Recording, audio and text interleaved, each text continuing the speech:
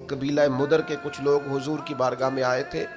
उनके बदन पे कपड़े भी ज़्यादा नहीं थे, पैरों में जूते भी नहीं थे और भूख से भी उनकी बड़ी बुरी हालत थी। तो सहाबा फरमाते उनके चेहरे देखकर नबी करीम परेशान हो गए। उन दुखियों को देखकर, मैं आपको जिम्मेदारी से कहता हूँ, हम दुखियों को देखकर दुखी नहीं होते। हम थोड़ी देर तबसरा करते हैं, हम कहते हैं ये मेरी मान लेता तो ठीक रहता, बजाय अश्कशोई करने के तबसरा करते। कहते हुजूर ने उनको देखा तो नबी पाक परेशान हो गए और फिर हुजूर अंदर तशरीफ ले गए, फिर बाहर आए और करीम ने फरमाया बिलाल अजान पढ़ो।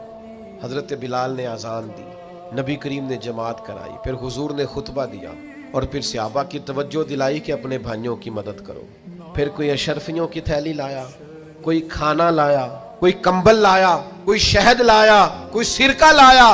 हदीस के लफ्ज ये है कि वो गरीब जब खाना लेकर, चीजें पाकर वो गरीब खुश हो गए तो मेरे नबी पाक का चेहरा भी खुशी से जगमगा उठा।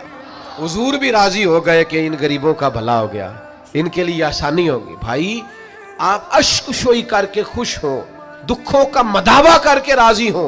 हम गर्दनें झुका के राजी होते हैं। हम कहते हैं फिर पता लगा सुना कीतियां सुना माजरता मेरे को, फिर उसे मंगियां सुना माफिया, ये कोई मजे की बात है? गर्दनें झुका के खुश हो रहे।